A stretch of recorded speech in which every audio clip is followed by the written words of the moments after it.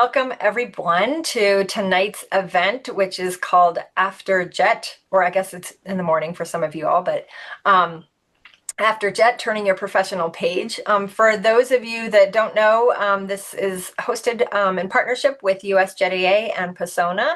US Jet AA, we're the nonprofit organization that serves our Jet alumni network here in the United States. We're about 45,000 strong right now, so we've got a very extensive alumni network. And one of the great things about having such an extensive alumni network is we have Jets that work in all sorts of areas. And so I'm really grateful to our corporate sponsors this evening, Pasona, who work to, work with us to bring this program to our Jet and our wider Jet Japan related community. Both James and Laura are Jets themselves, and they have a ton of experience between the two of them. And they both work at Pasona. I think all of us completely understand what it's like coming back from Japan or entering the professional workforce in the US for the first time or changing to a different field. So if you're in any of these categories, I think you'll find tonight's discussion really insightful. So the way things are going to run tonight is we'll have a presentation by Pasona, and Laura and James are really great at bringing together a lot of really insightful information in a way that's quite digestible, and it'll give you sort of a landscape view of where things are at right now. And then we'll move into the Q&A session, and like I mentioned before, they're very generous with their time, and so I'm pretty sure that we'll be able to answer everyone's questions. You are also welcome to put them in the chat along the way, and they'll do their best to answer them. And then at the end, we'll just do a quick conclusion, and then we'll give you all your lives back wherever you are, whether you're in the States or in Japan. So I don't know if I shared my name. So my name is Jessica Livingston. I'm the Executive Director of US Jet AA. And with me tonight, I have James, who is a Talent Acquisition Specialist at Pasona, and also Laura Tanaka, who is a Talent Acquisition Specialist and Cultural Integration Specialist. I think I've probably messed up that title. It's really long. But it is really long. So without further ado, I'm going to hand it over to James and Laura. They can introduce themselves and their titles probably better than I can. And I would like each of them to, or one of you anyways, to explain what Pasona does and who you are as a company before you really kick things off with kind of the content portion of your presentation. So I'm going to hand it over to the two of you. Thank you so much. Hey, All right, great. James, Thank you very much. do you want to kind of give our background, James, or do you want me to Yeah, kind of introduce myself here, and first and then go I've there? got a introduction slide for Persona as well, so I'll put that up while we Nice. talk about it. Um, but yeah, as Jessica introduced, we're both with Persona. Persona, we're mostly known as a recruiting company. So here in the US, we specialize with placing candidates with Japanese companies who have branches here in the US. Although we do some other things as well, consulting, outsourcing, things of that nature. But I think we're here today mostly to talk as recruiters, talk as people who work with Japanese companies and know what they're looking for and have guided a lot of Jets to make the transition to using the skills they learned after Jet. So, James, common question. What is a recruiter? How do you use one? That's what we are asked a lot by Jets. So when you say, what is a recruiter, what can we do? Yeah, so recruiters do a lot of things. For the most basic, we recruit for specific jobs, but then if we have a candidate who maybe applied for one job they're not a good fit for, if we know we have another client who we know would be interested in their experience, be interested in where they'd be a good personality or culture fit, we can send them over there as well.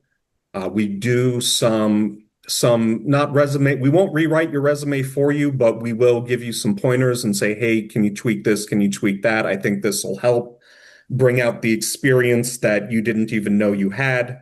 We don't do mock interviews, but we do interview prep saying, hey, these are the types of questions you're likely to get, and this is how you should answer them. So it's a little bit of career counseling, a little bit of coaching, and a little bit of cheerleading. But I would definitely say we're not a specialist when it comes to career coaching. If you Yeah. are coming and saying, hey, I have no idea what I want to do, nothing, you may want to talk to a career counselor. We're a great touch point for like a 30-minute conversation to help you understand what the market's like, where you may fit in. And we're going to have a better idea of kind of where you would fit within the openings of Japanese market. Today, we're also going to talk a lot about industries and the kind of positions that are available at Japanese companies. Something we are constantly asked by Jets is, do we have government jobs? And we don't have government jobs. We are primarily working within the private sector. Now, that does span a variety of industries, but we're not really going to be finding positions within government or NPOs. And in education, we actually have some opportunities, but they are very, very few and far between. That being said, I did help a teacher find a job earlier this year at a Japanese immersion school. So those are a little bit about just what we do in terms of jobs. But I also think it's always so important to know who you're talking to. Um, so I want to informally introduce myself and my background, and then I'll let James into it as well. Um, because again, we have a smaller group today, and we've walked your shoes, and we just want to share that background. So I was on Jet from 2017 to 2020. I was based in Osaka. I ended up actually getting married on the Jet program. My husband's from Osaka, so I stopped Jet in 2020, and I found a job at a Japanese company based in Japan, in Osaka.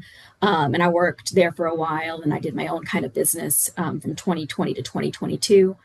We came back from Japan in 2022, and ironically, the first place I looked for finding a job was Pasona, and lo and behold, I found this bearded fella. He interviewed me first, and instead of sending my information to our clients, he sent it to my current boss. So that's how I ended up at Pasona. That's how I ended up with James. I've been here now 3 years, and it's been a really great ride. So, James, what's your background? Yeah, so after JET, I went into grad school because I wasn't done learning yet. So got a master's in, let's see if I can remember, this is another long title, Interdisciplinary Master of Arts in East Asian Studies with a focus in Japan. I wrote my thesis on Revoltech toys. After that, I moved down to Kentucky, worked as a translator interpreter for a while also doing purchasing and then getting moved to engineering at the same job because Japanese companies like to move people around between departments. After that, I decided to get my midlife crisis out of the way early, went back to Japan to teach again for a few years, came back, started getting involved with recruiting, specializing in Japanese industries and Japanese companies.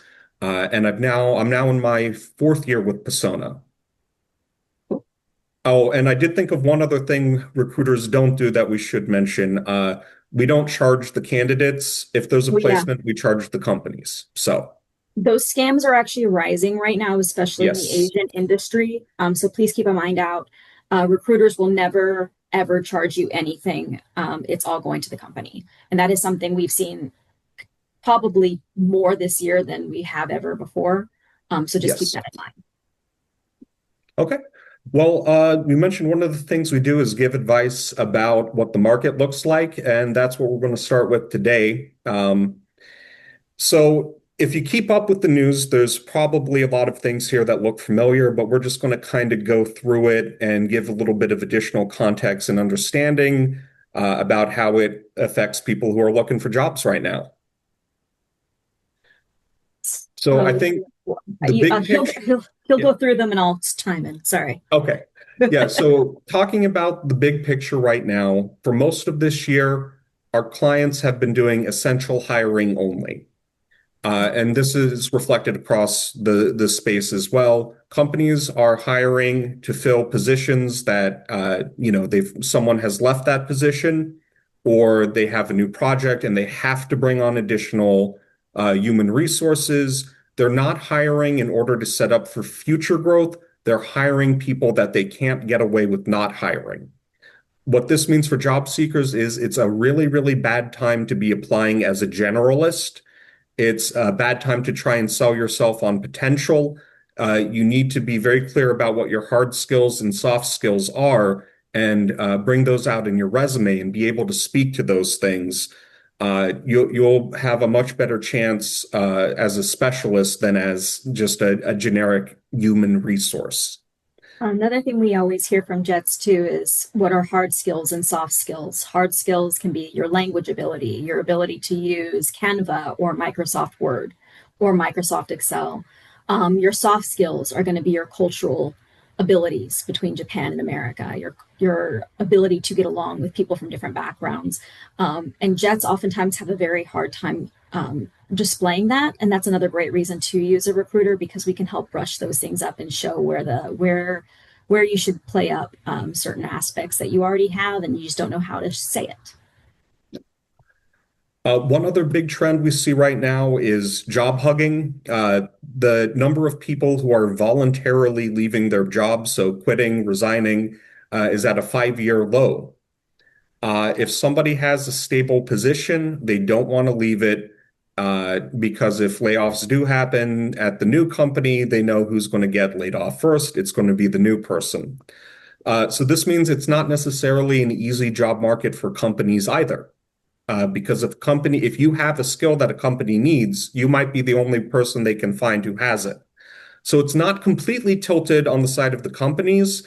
It's still a little tilted that way, but we haven't lost all negotiation power.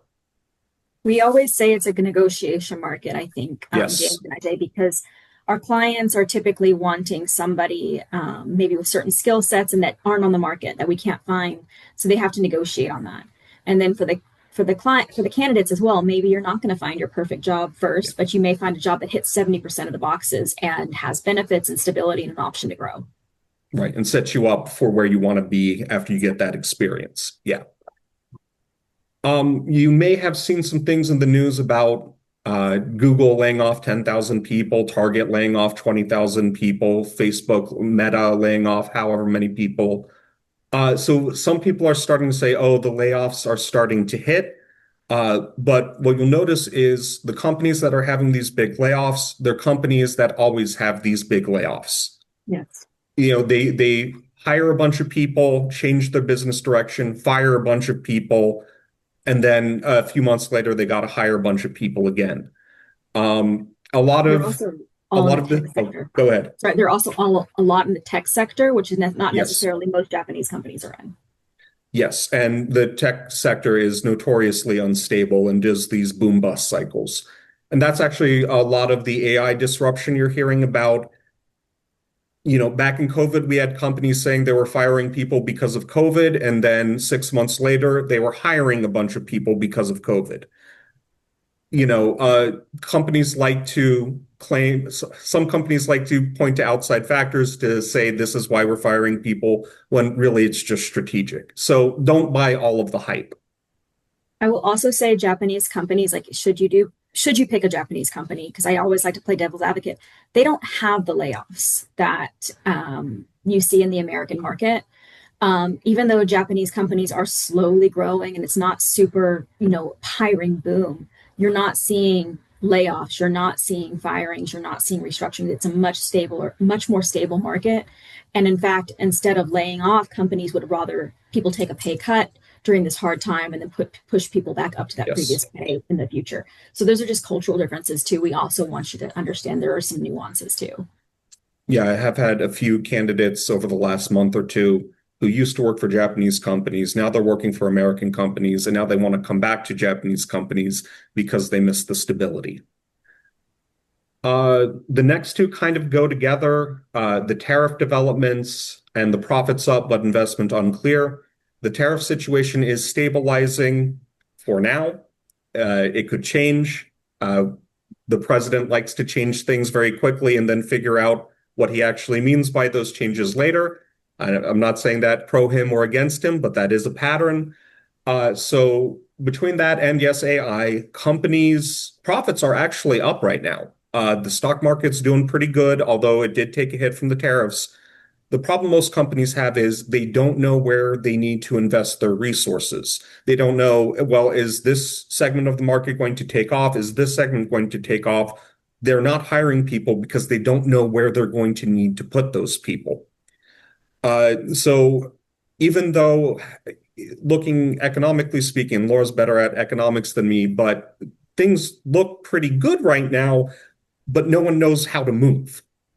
And that's what's essentially causing the hiring freezes and things. It's not even necessarily a huge lack of confidence in the market. It's just no one, it's so disruptive. They don't know how to move. So the solution is just keep on doing exactly what you're doing. Don't change anything and then wait for it to level off. Yeah. And then related to all of this, salaries are pretty stagnant right now. If you control for cost of living, inflation, things like that, this year salaries are only up by about 0.6%, which is not high. And again, it's because companies don't know where to give raises. Companies don't they don't know where they're going to need people, so they're not making big moves there. But this is a very similar to what we saw in 2020 during COVID, and it did bounce Yes. back pretty quickly. So I think right now the big thing that Jets can understand is if they get their foot in the door with the company that cares for them, they're going to find stability. They're going to find usually good benefits. They're going to find training, and they're going to find a lot of things. So this year in particular, I know James and I have placed a lot of Jets and a lot of new graduates who've been very happy. They've learned, they've grown. And I think we always focus on so much of the negative, but there is Yes. an angle here to get into the market. And the national job market is slightly different than the Japanese market. And I know James has a whole nother slide about the Japanese market next. That's exactly right. And on the more positive news side of things, I did want to share where this year we've been able to place jets, because we've actually, with some of the trends that you'll see on the left side of the slide in the Japanese companies specifically, there's actually a lot of demand for uh, Americans, Jets who are bicultural, bilingual. There is actually a lot of demand as a lot of these Japanese companies, due to economic situation in Japan, they're looking to do a lot of foreign investment. This is related to the factories in North Carolina. This is ties into a lot of things. But where we've, but they're what they really need is people who can navigate both cultures, which is why sales positions have been so big right now. A lot of these Japanese companies, you think Toyota has their suppliers and they have kind of this vertical relationship. A lot of them are trying to break out of their just selling to other Japanese companies and starting to sell to American companies. And so they need someone who can, understand the Japanese culture inside of their company but also appeal to the customers and understand the American culture side of things. There's also a lot of freedom in this kind of role. Like if you're a very kind of Genki kind of person, you're lively. Outside sales is great. If you're more, conservative and you don't really want to be outside that much, there's you can still do inside sales and still keep, more of an admin kind of role. And this is all happening between companies, so it's not like you're banging on the door, going to your neighbor and saying, "Hey, do you want internet?" Like it's very different. Right. But I think that this year, especially sales, so many people, and because if you actually look at the top point on the left, the shift towards local hires and local leadership, what they're doing with those sales roles is they're coming to the United States usually with a handful of Japanese expats that are on visas. The goal is not to keep only the Japanese leadership there. Japanese companies do try to localize things as quickly as possible and also try to groom them into more regional positions. I have a candidate who became a friend later on. He does sales and now he's being groomed for more of a regional sales position and on the way to potentially being a branch manager in the future. So those are things to keep in mind. Right. Translation, probably not a big surprise to see that there. That's related a lot to new factories going up and existing factories expanding. Admin, there's always pretty solid demand for admin. And then this might seem a little counterintuitive, but logistics, import, and export are actually doing a lot of hiring right now.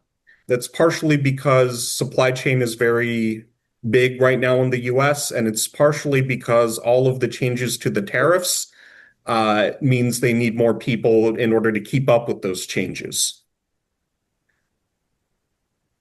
Okay, let's go ahead and move forward to the industries by region. So I'll hand that over to you, Laura. Yeah. So Pasona does do recruitment throughout the United States, but I think a lot of people don't understand oh my gosh, where do I start? What is in each location? James and I are actually both based out of Georgia. Before he was in Utah, and there's absolutely no Japanese jobs there, so he moved to Georgia. But the Georgia area, the Southeast in general, automotive is king. Right now in North Carolina, the Toyota battery plant just opened up.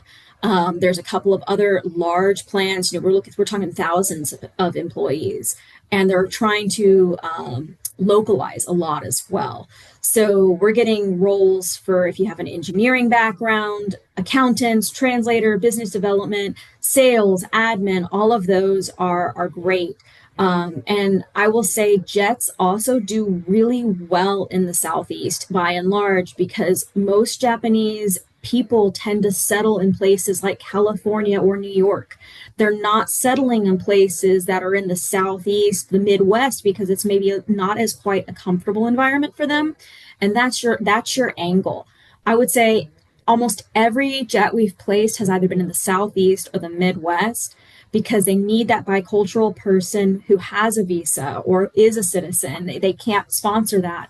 And then somebody who understands the cultures.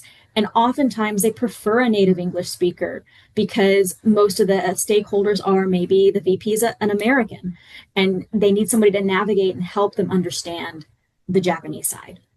So manufacturing companies, I always think are the most Americanized of any industry because there's a lot of locals, but you are going to also see a lot of facilities kind of in the middle of nowhere. So just keep that in mind.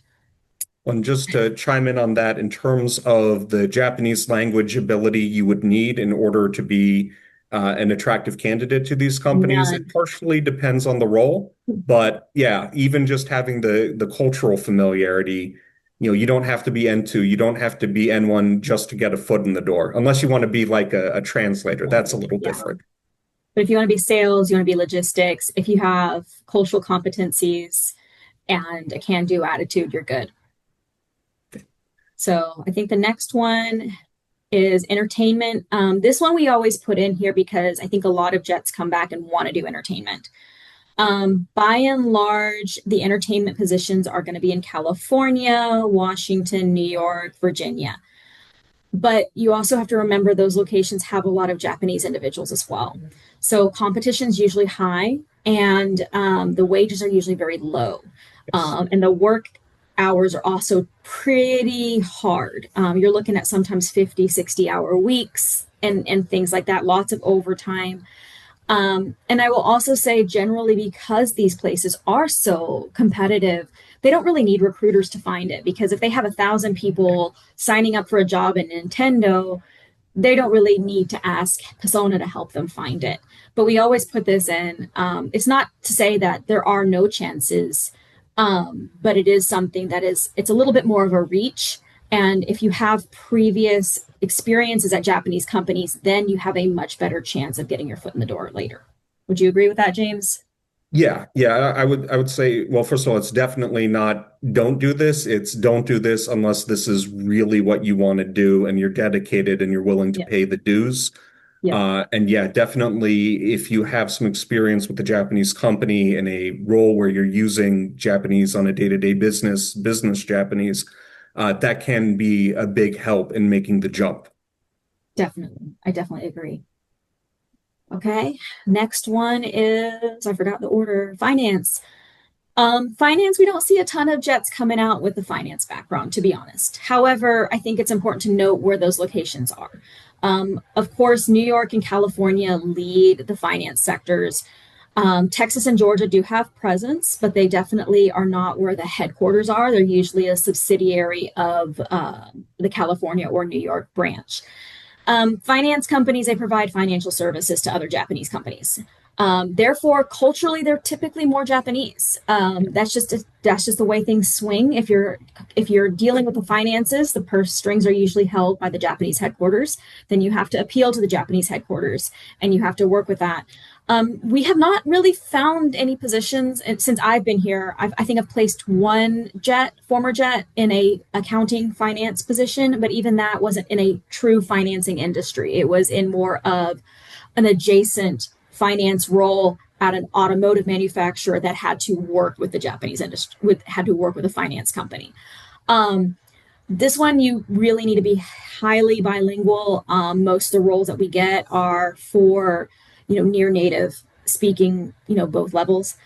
And then accounting, business, and development. So yeah. Oh, that's interesting about the. You want to take the Stevie's question or interesting comment? Oh, I think that's a really yeah, good thing to I was touch on. just pulling it up to type it. I can do a whole rant about this later.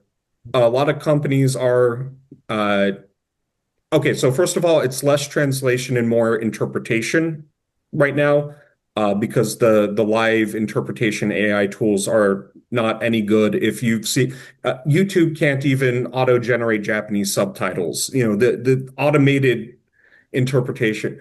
But even the translation tools, they're good for Yeah. doing your first draft, which is bad, and then you can do the draft that's good. A lot of this is one of those things where companies are trying to replace people because they don't actually understand what they do, and everyone else's job always looks easier.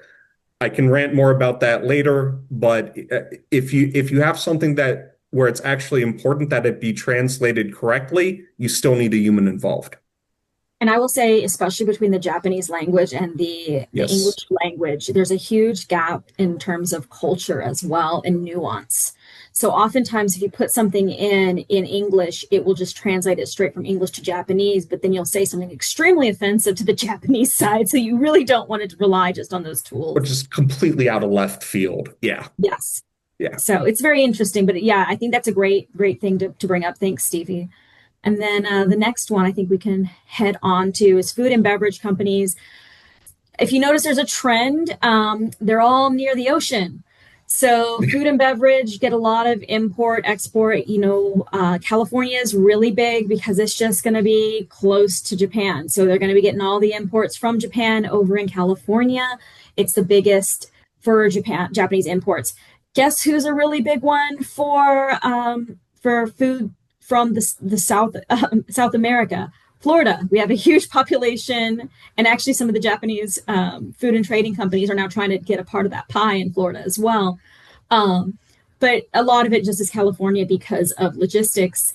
Um, Japanese food and beverage companies, I see a trend to have it be some companies where they're very Americanized and very global. They have a lot of diversity. They have a lot of things. And then I have other ones that are very, very Japanese style, especially like liquor companies. They really want somebody to do Meat everything in the companies. sales the Japanese way. Typically, the roles that we find at food and beverage companies are business development, logistics, customer service, outside sales, inside sales. They love to train people up, but the pay usually is a little bit lower. I will say though, if you want to travel, you want to learn how to do food, they're going to give you a lot of extensive training, and then a lot of people will actually go from the food and beverage company and they move to another kind of industry later on. Yeah. I will say, if you're interviewing with one of them, they do tend to really love people who really love their product and like are missionaries for tea or for matcha or whatever. Yes, definitely And agree. this is also probably one of the ones where you can get away with like lower level Japanese language skill. And I will also say this is also one of the few industries, if you speak another language, for example, you are Yes. bilingual in Spanish and English, you could be hired just for that Spanish ability because food and beverage industries are trying to get into a lot of grassroots stores. And because of that, any kind of language ability is extremely important. Yep. And then overseas government organizations, Pasona, like we mentioned, doesn't really do a lot of work with them. But for people who are really, really wanting to go into government, things like that, New York, Virginia, I would, sorry, not New York, that's Washington, D.C. there. But I even say the top of Virginia, right outside the outskirts, there's a lot of companies that have set up there as well, in Georgia. But yeah, basically anything within Washington, D.C. area is going to be where it's at. They don't pay great though. So just keep that in mind. And a lot of hours. You will get jobs where it's like 50K, 60K, 60 hour week. So, Okay. and IT is very slow right now. In the United States, there's just way more supply than there is demand. There are some niche positions. Typically, they are more bilingual, heavy positions, though. Also, for some reason, a lot of jets come back with IT. So that's something that we've noticed is a big change and a big trend. Right now, I think Pasona, we have over 600 jobs posting, and I think under 10 of them are in the IT industry. So it's like a very, very slow moving kind of position right now. And a lot of it is due to AI. A lot of it is just the saturation in the market, and they have another option essentially. This is one of the few industries where you'll probably have an easier time breaking into it in Japan Yeah. than in the US. And if you want to do it, if you want to stay in Japan, I've known people who have left the United States and gone to Japan and gotten a Yeah. cybersecurity job over there, and they've had no problem. Yeah. Logistics companies are great for jets. You see that Texas, Georgia, California, Illinois, they all have a lot of logistics companies.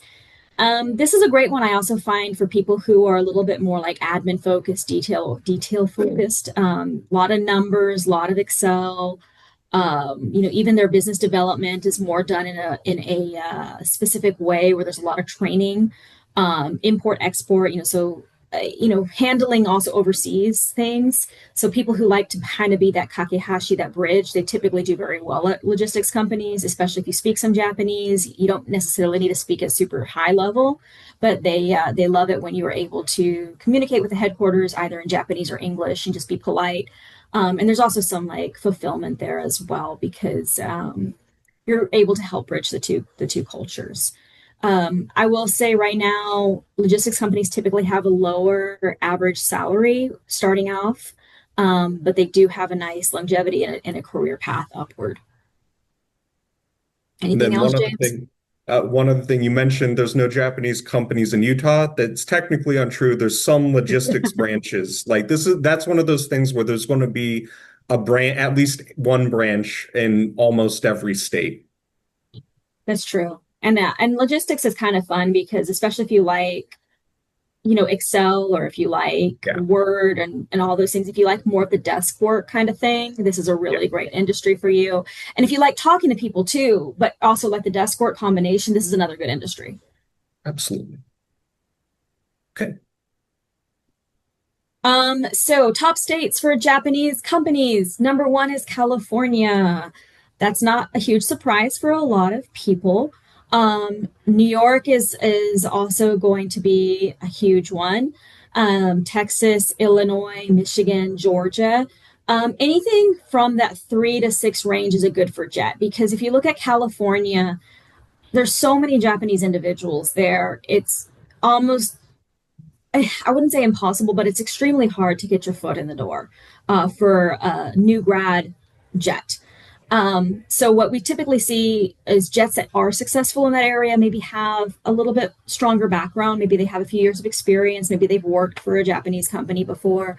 And so it's not impossible, but it definitely is a harder place if you're a new graduate and you want to get into an opportunity based off of your experience in Japan.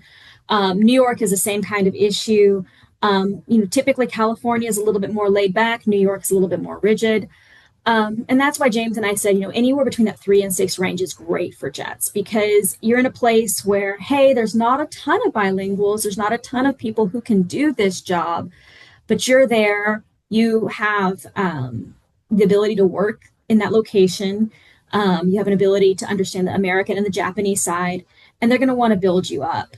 I know Kentucky has been a really hot spot Yep. for me in terms of new graduates because there's a ton of Japanese companies in Kentucky, believe it or not. You're looking at almost 200 companies in Kentucky. And there's not a lot of Japanese people that live there. So they need people who have that cultural sensitivity and are able to bridge the gap. And so a lot of people find their home in one of these states where maybe they have a little bit of extra leg up just because they have that cultural sensitivity. Well, just to piggyback off of that, I do think one trend we've been seeing recently is Japanese language skills are still very important, but the cultural understanding of the Japanese workplace has become, More. if not as important, maybe more important. Well, and it's been very interesting. I think I can give two scenarios with this. I had actually somebody who came back from Jet, and they don't speak very much Japanese, but they worked at the company and they've done very well. And even though they've had some issues sometimes with the language barrier, they've continued to train them and foster them because they had the attitude that allowed it. And they've done very well since then. I've also had some individuals that maybe have never lived in Japan and they speak N2 or N1 level Japanese, and they actually were asked to leave the company after, during their probation period, just because they weren't able to meet those cultural demands. So we always want to highlight that to Jets, because so many Jets in my experience have said, "Oh, I don't speak Japanese very well. I can't work for a Japanese company." It's like, no, there are a lot of roles at Japanese companies that don't need Japanese. They just need that mindset. All right. We're going to jump into talking a little bit about the difference between Japanese companies in the US and American companies in the US, and their approach to hiring, their approach to HR. This one's always hard to do because I want to tell you everything at the same time. So we're just going to take it slow and hit the big points. So I think the biggest thing you need to understand when going into a Japanese company, and this is probably something you experienced on Jet in the teachers' lounge, is the focus on the group. You don't, in American companies, if you say, well, that's not in my job description, you can turn in, your boss asks you to do something, you say, that's not in my job description. They say, oh, sorry. In a Japanese company, you don't have that same idea. It's you work to the company's needs, not to your own needs. Because you have the group focus, that means group decision making. That means you need to get everybody who's important on board with that decision. So it takes a lot of time to come to that decision. But once that decision is made, it's made. Whereas American companies, because Americans tend to have more of that individual focus, we can make decisions very fast, but not everyone is on board, and we're not super focused with the thinking through how that decision will affect things long term. So you've got pluses on both sides, you've got minuses on both. One thing that I think surprises, whether it's Jets or Americans in general at Japanese companies, is the focus on processes over results. If you think about, the kata, or, the teachers yelling at the kids for writing the kanji with their left hand instead of their right hand, even if the result looks right, you didn't do the process the right way, so it's wrong. Whereas in American companies, we lean sometimes too much in the other direction, where we don't care if we break a bunch of financial regulations or, break the law a few times, as long as we make enough money to pay the fines. So, and we're going to talk about what this means practically as we go through some other things, but I just want you to keep this distinction in the back of your mind as we go through it, because this is going to inform the why Japanese companies pursue certain HR strategies and try to develop certain types of talent. Okay, so Japanese companies, if you think about your traditional Japanese company, they tend to use new graduate recruitment, where somebody graduates from college, let's say, and they apply to a company and they hire them not necessarily for a specific position, but for the company. So when you're hired and you're a new, they're not hired, so you will have, we need to hire certain people with engineering degrees. We need to hire people with accounting degrees. But more than that, what they really want is just new people that they can train in the company's way of doing things, that process thinking, and grow them into company people. This means that there's an extra emphasis on soft skills. How do you get along with the group? What's your personality like? How do you approach problem solving? What role do you usually take in a team? The hard skills still matter. Like, if they need an accountant, they need an accountant. They can't hire a, interpretive dance major to do accounting or mechanical engineering. But there's extra emphasis on the soft skill side of things. In Japanese companies, you are there to make friends. And you're Where there for life oftentimes in Japan. So that's something you also need to, that's why they hire the soft skills over the hard skills, because people don't job hop really in Japan. like even with Japanese companies in the US, a lot of times we'll get hiring managers and they see someone has spent less than 3 to 5 years at a company. They're like, oh, they're a job hopper. That's kind of what you're up against. I think there's less of a lifetime employment thinking, but that's still in the background. That's still the ideal. That's the end of the spectrum they're on. Whereas US companies, if you're hiring someone, you're hiring them for that specific job description. You're hiring them to do something specific. So they tend to use replacement recruitment, hiring people for a specific role because they want someone who can come in day one and do the job as much as possible. There's an extra emphasis on hard skills.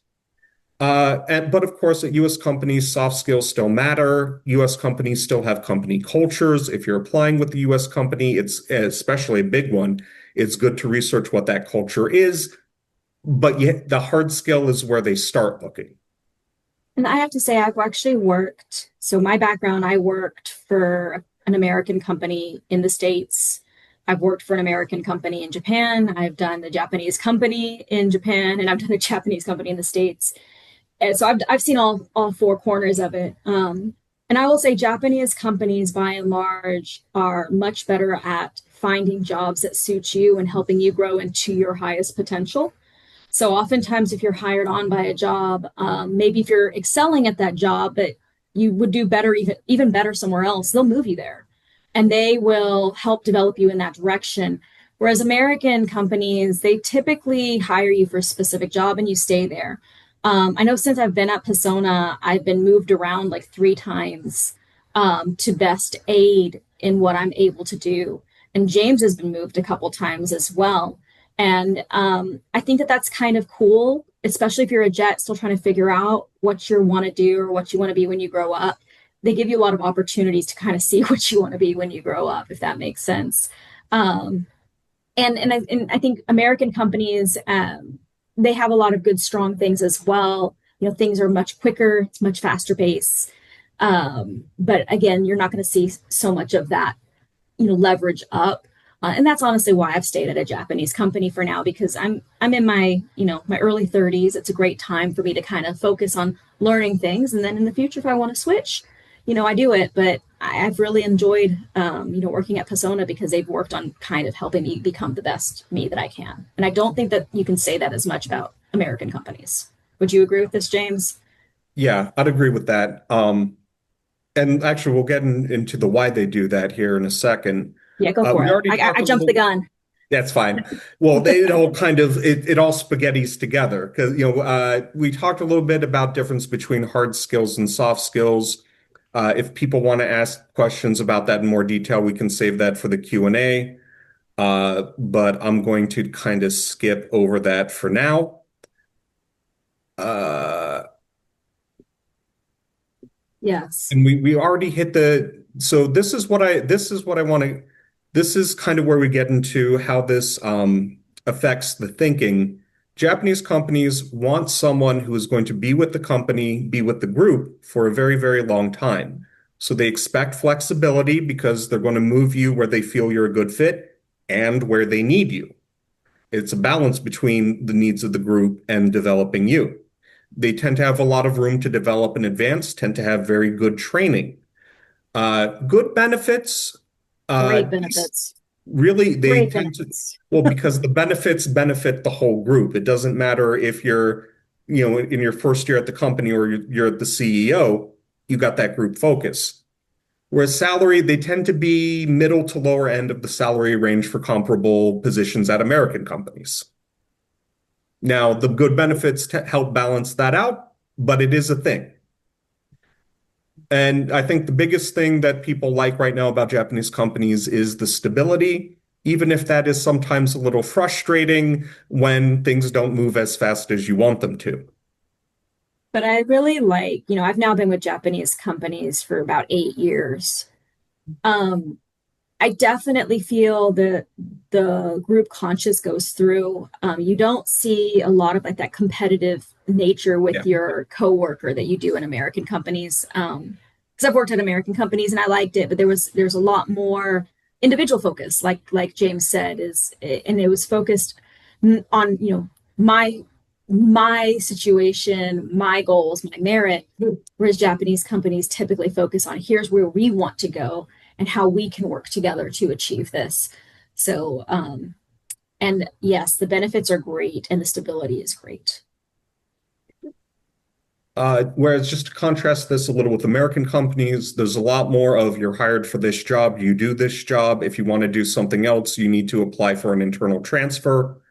It's a lot more common that if you want to move up to the next level, you're going to have to switch companies. Like if there's only one manager position in your department, you got to wait for that person to move to another company or retire, or you're going to have to move to another company. They're not going to make a role for you. They're not going to have that well, like with Laura, they gave her a new title so that they could move her up in the company. You don't see that as much with American companies. No, but you do see good salaries. They do have a lot more commission structures too for sales individuals. You also see a lot more of fast pace, just Yes. hiring and everything in American companies. And ironically, I know I mentioned earlier, I got married in Japan, and my husband he works for an American company. I work for a Japanese company, and we actually like that balance because I have the benefits and the stability for the couple, and he has more of the salary, and he's able to kind of help with that. So, there's pros and cons to both. I don't think any shoe fits all, but I think a lot of people come back from Jet and they don't realize that there's such a different mindset between the two companies and how two kinds of companies and how they hire. And then if you throw in other international companies, it also is a little Yeah. different, but depending on what country it's from. So it's very interesting because I would say even most international companies in the United States tend to be slightly towards the Japanese side rather than the American side. So Yeah. So that's just a little bit, maybe some of you American companies are going to be a better fit. Maybe for some of you Japanese companies are going to be a better fit. or Just, don't NPOs worry too or much about the grass being greener on the other side. and I always think it's good to try different kinds Yeah. of roles and things like that. So the job you have coming back from Jet or mid-career, it doesn't have to be your whole lifetime job. To be honest, when I first got my position at Pasona, I was very overwhelmed the first few months, and I was like, "Oh man, can I do this?" I've been here over 3 years now, and I have no plans of going anywhere right now. So it's been a really good thing, and I think Japanese companies are really good about giving you that opportunity to grow if you want to. And then just one last thing for this section. We do want to, especially in the US, not all Japanese companies are the same. Laura mentioned some of this in the industry section. Like the finance industry tends more towards a traditional Japanese company model, whereas manufacturing, especially automotive manufacturing, tends to be more localized to the American way of doing things. And this is another thing where it's not necessarily a good thing or a bad thing. It's just what's going to be a better fit for you. I think the biggest thing that we see with Jets is for the Jets who really like being that cultural bridge and being that person who can go to the boss and explain, hey, this is why the Americans are doing this weird thing. Let me help guide you through it. A lot of times, the more traditional Japanese companies where there is that cultural conflict, that sort of role can be more fulfilling because you're getting to do more of that being the bridge and being the person who can explain things. Yes. Whereas if you're in a more localized Japanese company in the US where they've already kind of figured out how to work together with the locals, there's not as many opportunities to be that person. But at the same time, localized companies, I think, also are very good about giving you more autonomy. Yes. So, if you want to, okay, now we can work together. We have the basis of communication. I want to try this cool thing that I've thought of. So there's a lot of, pros and cons no matter where you go. But there was a gentleman a couple years ago that I helped place. and he really wanted to be the bridge, and his Japanese was like in one level, and he joined a company where he's the only American in the company, and he loves it there. He thinks it's perfect for him because he bridges things culturally, and he tends to want to have the high formality and the control from the headquarters. He likes the top down leadership. He likes that organization. Whereas we've also placed jets where maybe they have not the best Japanese, but they've been around and they've experienced some other kind of workflow, and they love the idea of having autonomy to build their kind of rollout. And they need a little bit less of that formality in the guidance, and they do really well there too. And there's two patterns of jets, and there's also, I would say, other patterns that don't want to work for Japanese companies at all. So I don't, I think we always get questions now that we've been doing this for 2 to 3 years. Probably this is our second year doing this, James. But we're always asked similar questions by jets, and that's one that we always are getting is like, what kind of company's right for me? What kind of environment's right for me? And those are great things to talk about with your recruiter because we navigate this every day, all day. And that's what gives us job fulfillment. Yeah. Yeah. All right. Well, we've got about 5 minutes left for interview etiquette, so let's do this relatively fast. So the point of this slide, talking about the average interview process, it's probably going to be very long and a lot longer compared to a equivalent American company. I think if we have a candidate who's a really good fit, going from their first conversation with us to their first day working in their new job, about a month is a good estimate. And that's when everything's moving very smoothly. So yeah, it can be a while. Especially at a more traditional Japanese company, when you're interviewing, whether it's an online interview or an in-person interview, this is how you need to dress. You can wear gray and blue too. And if you're a female, suit jackets and dresses are totally fine. You want to avoid big earrings, big makeup. You want to pull your hair back. Yes. But there is a very strong cultural expectation here. If you go to a suit store in Japan and ask for shukatsu sutsu, job hunting suit, this is what they're going to show you. So don't get too creative. It's not about expressing your individuality at this stage. But I feel very much though like just as long as you don't have super deep cut, blouses, not super crazy colors, as long as you're wearing a traditional suit jacket, even from the States, as long as it's not pink, purple, orange, or whatever, it's good. We've had candidates show up in jeans. Do not do that. Yes, that's what we're trying to say. Yeah.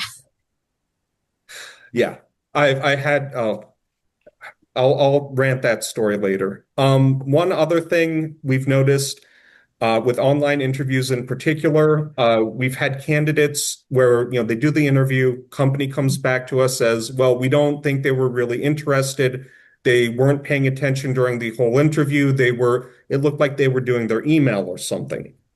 I talked to the candidate. No, they were typing notes on their computer.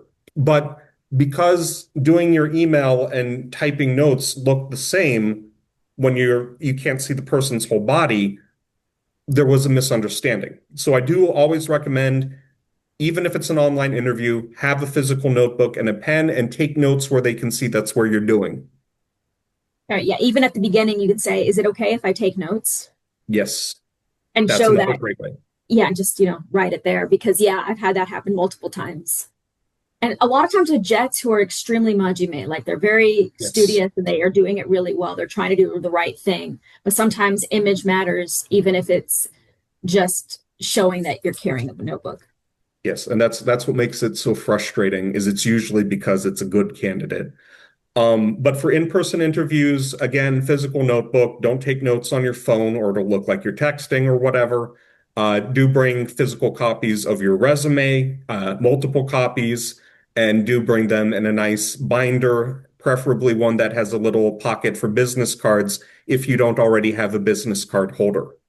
And I would say this goes even for American companies too. Like, yes, a lot of people say that this is only Japanese, but even like this kind of interview etiquette, this carries no matter where you go. This shows that you're serious about the position and you want to retain the information they're giving you. Okay. Um, these are probably the most common interview questions we get from our clients. Um, how do we want to do this? I do I want to think, say, go ahead, Laura. oh yeah, I think we can also touch more on this for the Q&A Yeah. as well, because this one's gonna be a really good one. This we find Jets make big mistakes on. And that's actually why we pulled these specific questions. Um, And and I I do think that, think we do have to hit what are your future plans now? Because we've seen a lot of people messing this one up recently. recently, so what are your future plans? Your future plan is not to be a rock star. Your future plan is not to get married in 5 years. Your future plan is not to save enough money so you can move to Japan. Um, and we've seen a lot of people have the job offer pulled from them because of that. Yeah. Future plans, think about it within this position, within this job. You're looking for a company that can help you grow. I'm looking to, create an office environment that where I can learn. And oh, I want to learn how to do Microsoft Excel, or I want to utilize my Japanese language. I want to be a kakehashi between Japan and America, bridge. Um, but we've had a lot of people spin off, especially recently, where Yes. they're saying they want to be like a pro gamer. They don't care that you sell artisanal candles on Etsy and that's your true passion.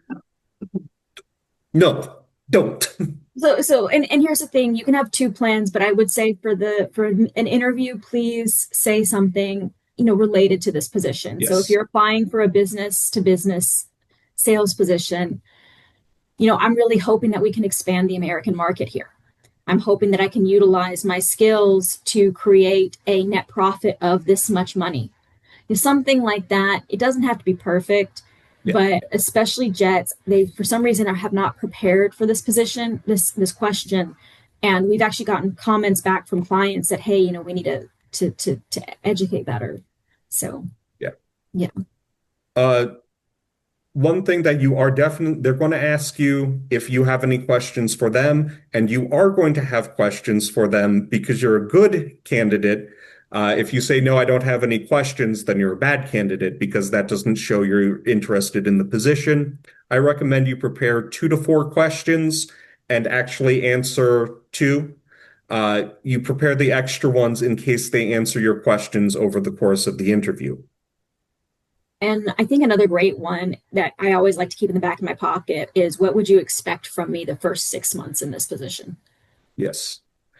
But whatever questions you ask, you want something that either shows you did your research about the company, like I saw XYZ on your website, please tell me more about it, or something that shows you're concerned about culture fit, what type of person do you think would be a good fit for this team, or something that shows you have that long-term perspective and you want to grow with the company, you're in it for the long haul.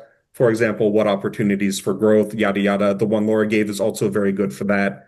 Uh, this is your chance not just to get an answer to a question, but demonstrate why you're a good fit for the position, demonstrate your thinking, demonstrate your priorities, demonstrate your soft skills. And I wouldn't go too much, especially if it's a first interview. I wouldn't go too much into what's your benefit package or how much does Yes. it pay. That's usually a question for like a final interview if you want to ask it. But if it's through a recruiting agency like Pasona, we're going to handle those things. So if you're going and doing job hunting on your own, it's always great to ask about those things. But if you're using a Or recruiter, you may not need to. yes. I think in general, Japanese companies prefer to discuss salary at the start before the interviews actually start happening, when you fill out the application or whatever, or at the end when they give the offer and it's time to negotiate. Correct. Yeah. Of course, if they bring it up, it's fine to talk about it. It's not a Yeah. trap. Yes, if they say, "Hey, I want to confirm your expectations are X, Y, Z," you say, "Oh yeah, that's about right where I'm looking for. Is that within your budget?" And then Yeah. you can have that kind of conversation. Yeah. It's not a trap. Don't worry. Okay. Well, we're ready to move on to the Q&A. I am going to leave our contact information up If you scan the QR code, it'll send us an email and we can start a conversation that way. Or our email addresses are up there. You can send it that way, or you can go to our website and register. But And oh, sorry. oh yeah, I was going to also say, and we know it's a lot of information that's dense, and this is also supposed to be in supplement to our June companion. Yes. We had a lecture back in June that covered more of the different types of jobs at Japanese companies rather than the industry. So I'm sure that if you want that information, US Jet AA would be happy to send it. I think you already did send it. But I would highly recommend looking at it because typically the biggest questions we get are what kind of jobs do you have and where are they located? All right. Well, we'll go ahead and hand it back over to Jessica. Thanks, James and Laura. Thank you both so much. So before I jump in too far, yes, I think we did send you that recording. It was part of your registration confirmation, so I definitely recommend watching that. It is, like Laura said, like a companion um, discussion basically to tonight's discussion. Laura and James, thank you. Thank you. You guys always present new information at each of your talks, which I love to We hear. learned. Yeah, it's always interesting, and you do such a fantastic job of making it digestible. And I like, just understanding kind of what the current landscape looks like. It seems like it's changing all the time. And also hearing from you all on what to consider when considering like different jobs and fields and industries and all of that. And of course, working for a Japanese company versus an American company.